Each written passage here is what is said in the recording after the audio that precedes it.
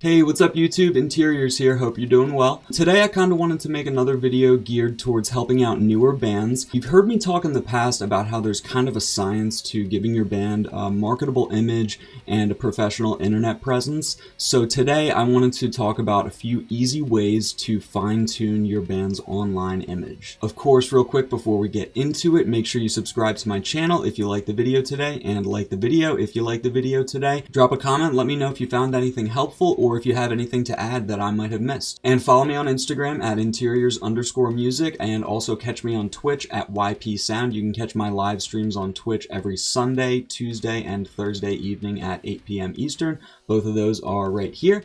And with that out of the way, let's get into the video. Okay, so the first thing I want to touch on today is usernames. If you're trying to pick a good social media username for your band, or if you're even trying to think of a new one because you think your current username could use some improvement, let's talk about it. First off, I always recommend having the same username across as many multiple social media platforms as possible. This might sound kind of obvious, but I still see a lot of bands not doing this when they could be, and it really just simplifies that communication with your followers and your listeners or people at shows when you're saying, hey, go follow us. It's much easier to just say, hey, go find us online at blank, and they know that's their username across any platform. As far as the username itself, try to pick something that really kind of rolls off the tongue, that's easy to verbally communicate, and something ultimately that can be memorable for the person that has to remember it to go follow you later. So when we're talking about making a username memorable, the biggest thing is the simpler the better.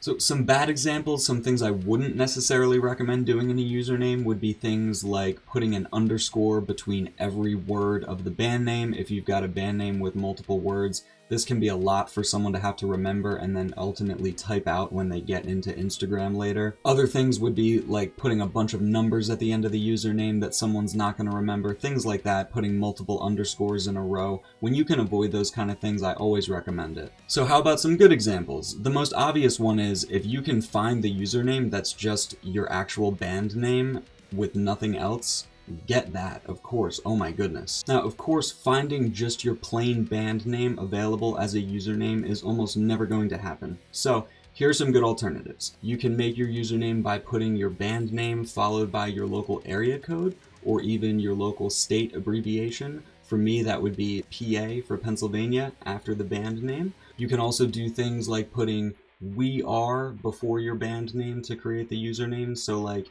"we are" band name, or "this is" band name, or "it's" band name, or something like that. Something a little creative that again might be available, but people could also remember pretty easily when you're at a show saying, hey, follow us at "we are" blank. Another good one is vowel removal, which is literally where you just take the vowels out of your band name. You'll see bands do this a lot where it's just the consonants only out of whatever the word is. This will work better in some cases than others. If it's a word that has a ton of vowels, you might not be able to make out what the word is once you remove all the vowels. In those cases, I don't necessarily recommend this. My band that I do vocals for, Bloomproof, we do this for our Instagram and Twitter usernames. We pull the O's, all the vowels, out of our band name, Bloomproof, and it's just BLMPRF for the usernames. Luckily, those were available for us, and it's so easy. When we're playing shows, I can be up there and I can just say, hey, find us online at Bloomproof without the vowels, BLMPRF, and people will actually come and follow us. Like, I think people are more likely to actually go check us out with that username than if I said, hey, go check us out at Bloom_proof_band_1234567. Okay, so now we've got username stuff covered, so let's talk about posts. Now, I'm not going to tell you that you have to sound super serious or professional in your social media posts, because honestly, that's not necessarily the best way to connect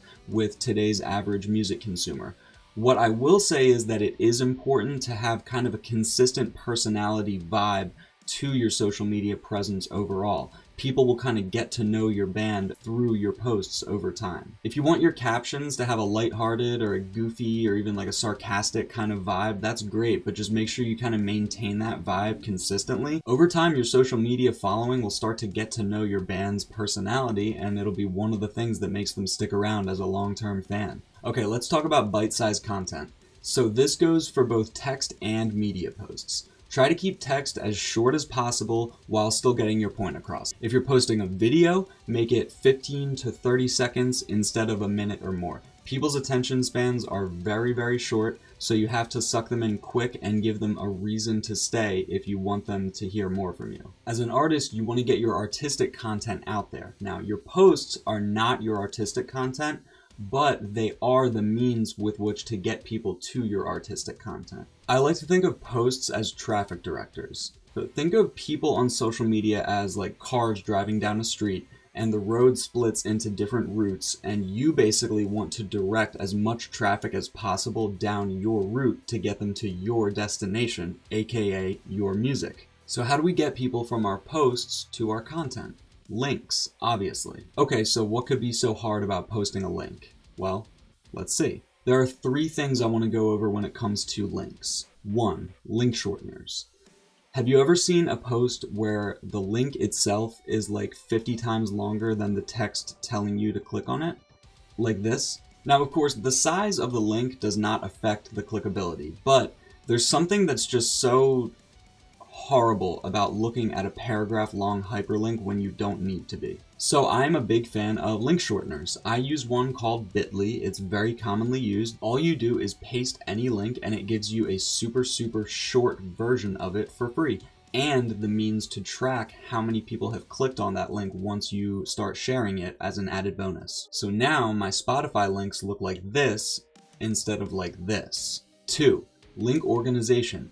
If you're a musician, that means you have lots of different links that you want to get out there. All of your streaming platforms like Spotify, Apple Music, Bandcamp, YouTube, etc., social media like Facebook, Instagram, Twitter, merch store, any shows that you might be playing. So with all of that different stuff going on, it's really nice to have one single organized link to give your listeners a one-stop shop for everything involving your music.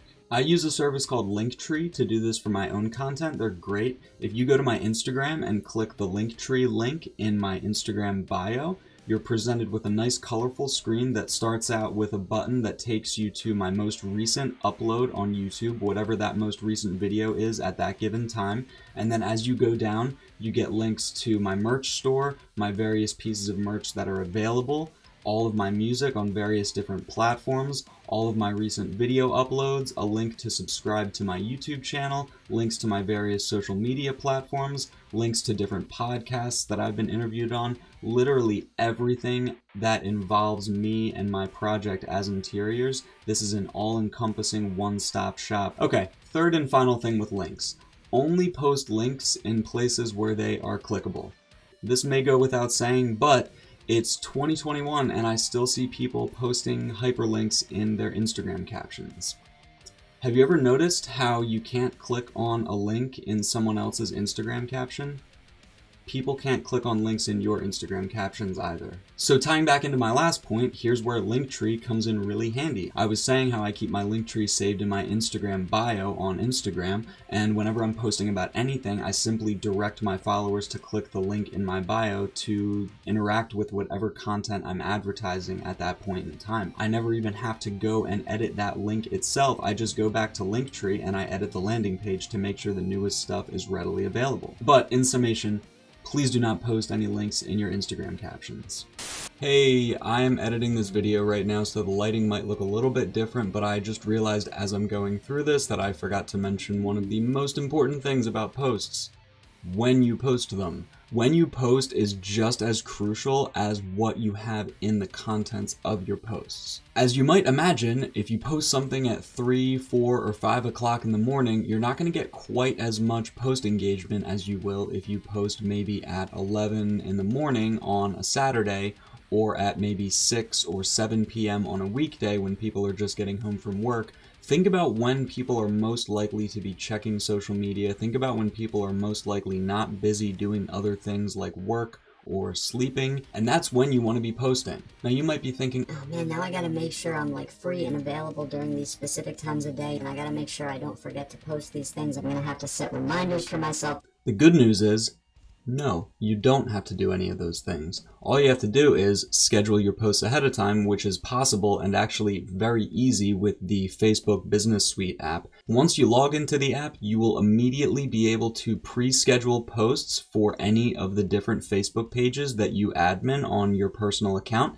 And if you link up the Instagram account that you use for your band to your Facebook page for that band. You can also schedule posts for your Instagram account as well, individually for each platform or even simultaneously to both platforms. So with that tool, it makes it really easy to make sure your posts for multiple different platforms go up at the right times to make sure you maximize your post engagement. Before I wrap up today, I'm going to give a couple of quick bonus tips. Bonus tip number 1. Credit your photographers and videographers. I shouldn't even have to say this, but I still see bands not doing this. If you hire a photo or video person, photographer or videographer, credit them when you post the content that you hire them for. That's all I'm going to say about this, because as an artist yourself, you should understand why this is important. If you don't credit your photographers, I will find you and I will karate chop you. Bonus tip number 2. Don't argue with negative commenters. Now, I'm not going to tell you what to do. This is just my advice, so take it with a grain of salt like everything else that I'm saying. Feel free to interact with the commenters however you please, but be warned, I have rarely seen instances of a band arguing with fans on social media where the band didn't end up kind of looking butthurt afterwards. If you're reaching as big an audience as you should be, you're always going to have people that are mad about your music. My best advice is just let them be mad. Alright, well I think that's going to wrap me up for today's video. If you made it this far, I appreciate you watching till the end. I really do appreciate your time. Again, please subscribe to my channel and like today's video. If you like today's video, drop a comment. Let me know if anything here was helpful. I'd love to hear from you as always. And if you want to catch up with me more on a regular basis, make sure you follow me over on Instagram at interiors_music. And again, follow me on Twitch at YPSound. YPSOUND. I stream on there live every Sunday, Tuesday, and Thursday evening from 8 p.m. to 10 p.m. while I work on music here in my home studio. I work on a variety of different stuff and it's always a fun time, so I hope you can come hang out. Again, thank you for watching today's video and I'll see you next time.